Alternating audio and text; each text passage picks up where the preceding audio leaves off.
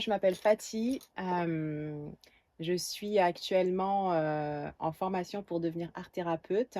Mais sinon, j'ai été comédienne, modèle photo, j'ai fait des défilés de mode. Je suis également artiste slam connue sous le nom de Fatih Comédienne. Et aujourd'hui, on est là pour parler d'excision.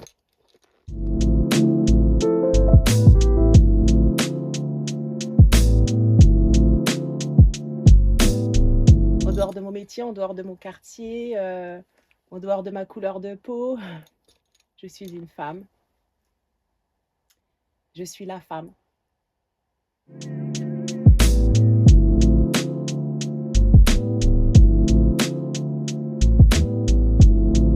Alors aujourd'hui, comme je l'ai dit, je suis en train de me former pour devenir art thérapeute.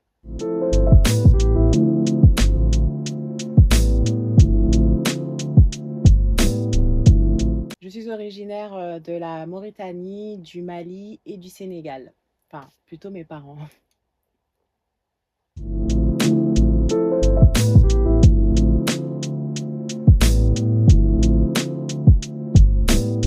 Alors, le contexte dans lequel s'est produit mon excision me semble encore assez flou, parce qu'il faut savoir que moi, étant petite, je ne savais pas que j'étais excisée. Je l'ai su à l'âge de à peu près 20 ans quand j'ai commencé à consulter mon gynécologue qui m'a annoncé que j'étais excisée. Donc avant ça, je ne savais pas que j'étais excisée. Et quand il me l'a annoncé, il m'a fait un dessin, un petit croquis et il a fait les croquis, du sexe d'une femme, les parties génitales d'une femme et il a fait, une femme qui n'est pas excisée évidemment et il a fait, mes parties génitales et du coup, je voyais bien qu'il y avait pas de ressemblance, qu'il manquait, des choses sur le croquis qui m'était dessiné et du coup, je ne sais pas vraiment dans quel contexte ça s'est produit parce que j'ai pas de souvenir, enfin, j'avais pas de souvenir jusqu'à il y a quelques années où après le décès de mon petit frère, j'ai eu comme un espèce de choc émotionnel et à ce moment-là, quelque temps après, mes souvenirs, liés à mon excision ont commencé à apparaître. Donc j'étais tranquillement chez moi en train de faire la vaisselle et tout d'un coup, je me suis souvenue de mon excision, de comment ça s'est passé. J'ai envie de dire que même la douleur m'est apparue et j'ai lâché la vaisselle et j'ai commencé à pleurer, mais vraiment à chaudes larmes, euh, parce que le souvenir de ça était terriblement douloureux.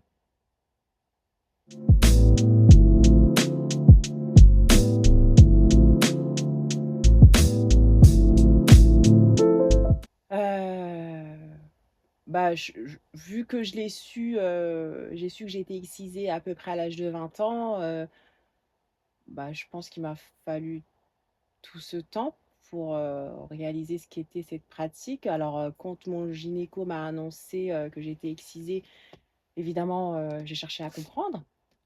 J'ai essayé de savoir, ce que c'était, parce que moi avant ça, enfin, ma vie était normale quoi, je pensais pas qu'il me manquait des choses et quand, je l'ai su, donc je l'ai réalisé à peu près à l'âge de 20 ans, après, avoir fait, quelques petites recherches et j'ai pu, rencontrer une association qui s'appelle, GAMS, heu et d'ailleurs, je suis toujours en contact avec, la présidente de cette association, qui est, Aïssata Ndiaye et du coup, cette association m'a beaucoup aidée à comprendre, ce qu'était l'excision, à réaliser, ce qu'était cette pratique. Hem, et j'ai pu, apprendre et comprendre qu'il y a plusieurs formes d'excision. Hem, voilà, moi j'ai une forme parmi d'autres formes, mais voilà, les excisions, ne sont pas toutes, les mêmes, elles ne sont pas toutes pratiquées de la même façon. Parfois on coupe le clitoris, parfois, on coupe le clitoris et les petites lèvres et puis parfois, les lèvres sont cousues entre elles. Enfin, il y a plusieurs formes d'excision, il faut se renseigner là-dessus. Hem et du coup, je pense que c'est à partir de ce moment-là que j'ai réalisé, ce que j'avais pu vivre et heu et voilà.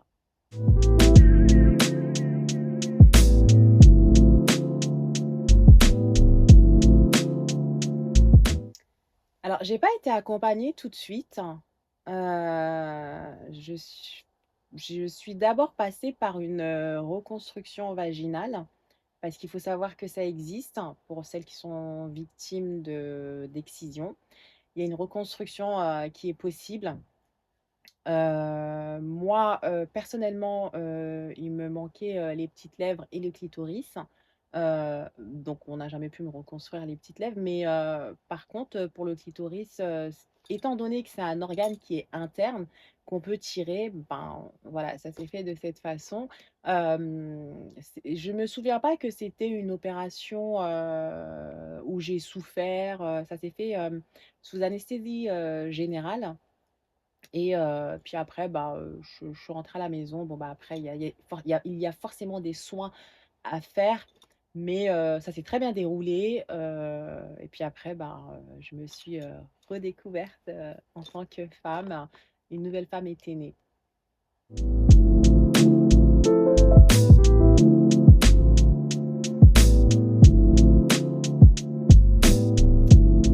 Alors,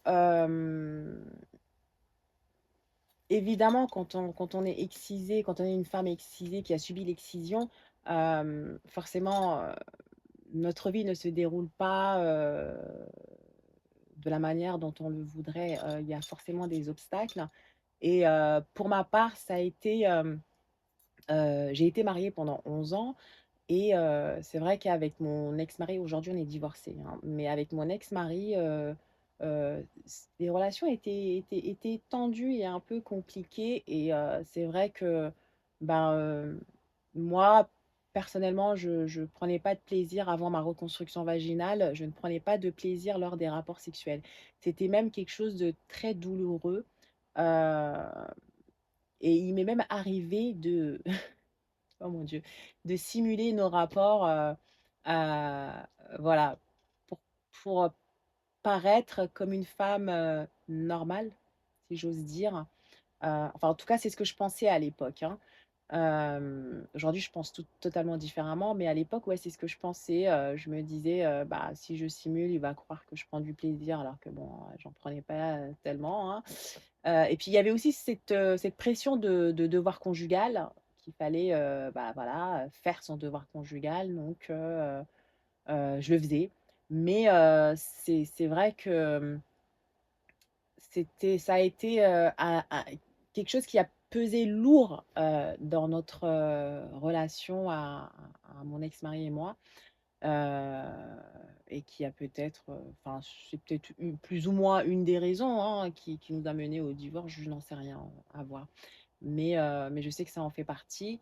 Hem, Après oui, en obstacle dans notre tête, psychologiquement, on se dit, enfin, je me dis: «Est-ce que je suis une femme, normale? Est-ce que, je suis une femme, comme toutes les autres? Est-ce qu'il me manque pas quelque chose pour être une femme à part entière?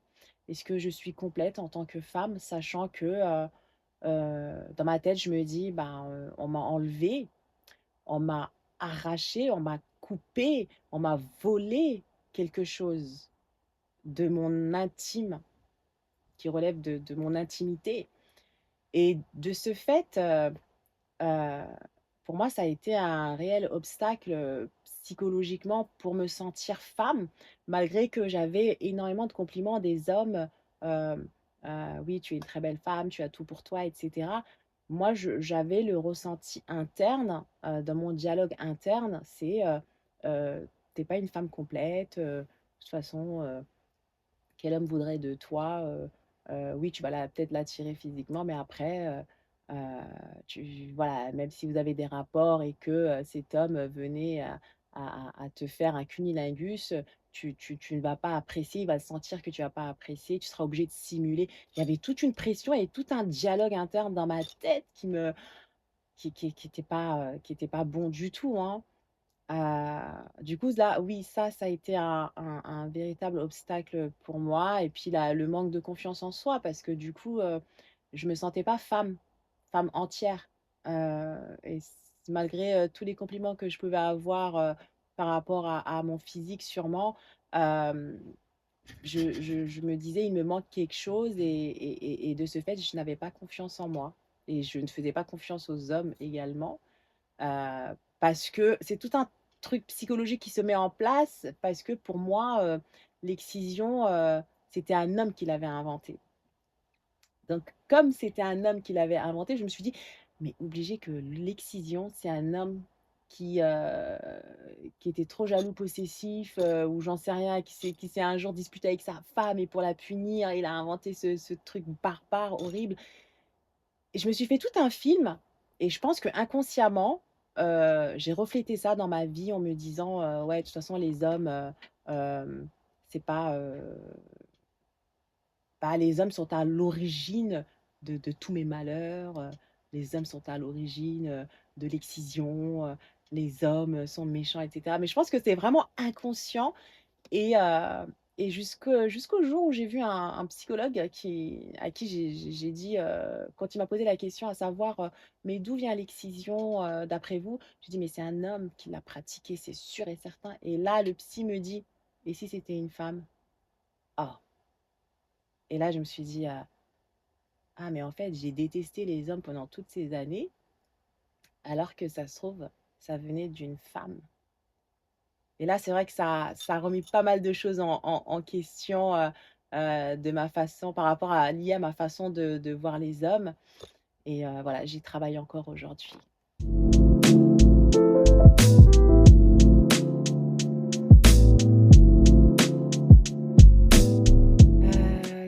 Ce que j'ai mis en place, pour pouvoir, préserver ma santé mentale, c'est, premièrement, de consulter un psychologue qui me suit, depuis quelque temps.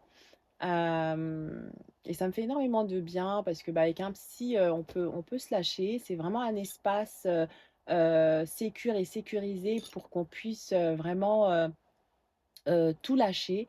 Voilà, parler librement, s'exprimer librement et ça enlève un poids, ça nous allège. Donc vraiment, moi, je recommande, d'être suivi par un psy. Je pense que tous les gens de la terre doivent être suivis par un psy. Je pense vraiment qu'on a tous, quelque chose qui fait que, il faut aller consulter un psychologue.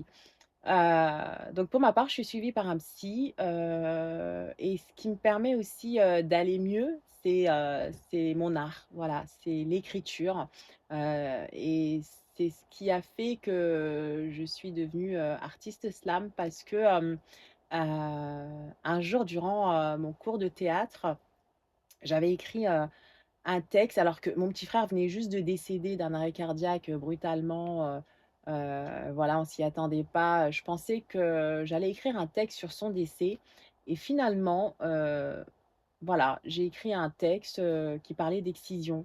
Alors là, j'étais extrêmement étonnée parce que je me disais, ah mais c'est enfui en moi, c'est encore là en fait, c'est encore vif, alors qu'il y avait une douleur qui était plus récente, celle du décès de mon frère et j'étais en plein deuil et j'ai pas écrit sur ça, j'ai écrit plutôt sur l'excision et c'est venu comme ça. Donc j'ai écrit un texte, que j'ai montré à mon prof de théâtre et là, il me dit: «Mais c'est toi qui as écrit ça?» Je lui dis: «Bah oui, c'était mon tout premier texte, c'est la première fois que j'écrivais» et là, il me dit: «Bah, tu vas monter sur scène» et il en parle, au producteur de l'époque qui est Prince Calix, qui aujourd'hui, son comment on appelle ça? Qui aujourd'hui est propriétaire de l'appart de la Villette, à Pantin et à l'époque, c'était, le producteur de voilà, il avait son école de théâtre et donc il montre mon texte à Prince Calix et Prince me dit: «Bah, tu vas monter sur scène» et tu vas slammer ton texte tout simplement. Et là, je découvre le slam. Donc c'est vraiment l'un des premiers à m'avoir mis sur scène pour slammer. Ensuite, j'ai slamé à l'Assemblée nationale, j'ai slamé avec, d'autres personnes qui m'ont mis sur scène aussi. Hem, voilà, donc l'écriture me permet vraiment d'aller mieux. L'écriture, le théâtre, voilà, j'ai une appétence aussi pour le développement personnel, je pense que ça aide. Hem, voilà, sinon c'est le sport.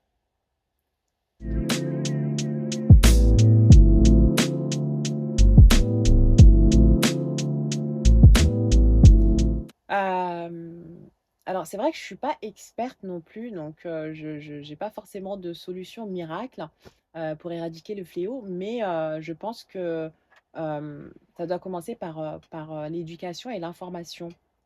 Je pense que, déjà, éduquer, les enfants, les futures générations à ne pas reproduire ça à leur tour, à faire attention à ne pas se faire exciser ou à faire attention à ne pas exciser à leur tour, devenir des exciseuses.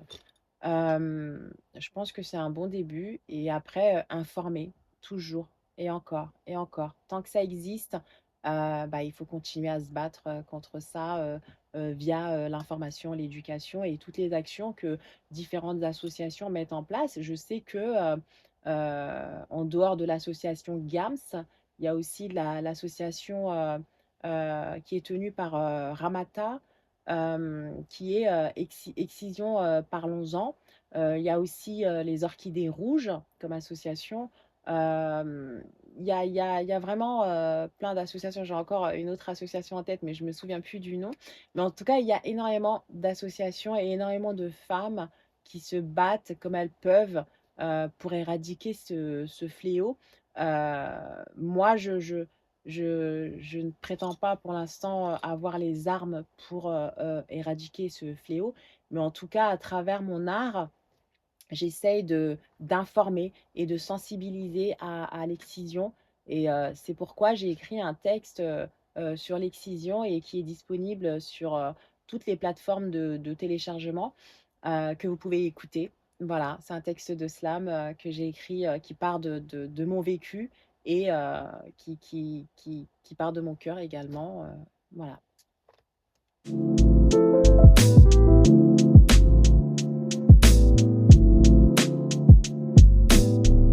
Heu, Si je peux me permettre de donner, un conseil ou 2 à des jeunes filles qui vivent, qui ont vécu, l'excision. Heu, il faut savoir que l'excision, tout le monde s'en sort pas indemne et il faut savoir que l'excision, ça tue. Voilà. Parce que moi, j'ai eu la chance, comme d'autres personnes, de m'en sortir, de ne pas, être, morte, tout simplement, de vivre. Mais, à quel prix? Hem, c'est très, très, difficile et douloureux. Hem, mais je pense que si j'ai un conseil à donner aux filles qui vivent cette expérience, c'est, vraiment d'essayer de vivre, de s'entourer de personnes, qui peuvent aider, de ne pas se renfermer, d'en parler. Je sais que c'est très compliqué d'en parler et moi-même qui suis une grande femme aujourd'hui et qui je ne suis plus la petite fille d'avant, mais je suis devenue une femme et une femme d'un certain âge et j'ai encore du mal à en parler face caméra. Je me suis fait violence pour, venir en parler. J'ai failli faire demi-tour à plusieurs reprises. J'ai failli dire, «Non, je fais pas cette interview».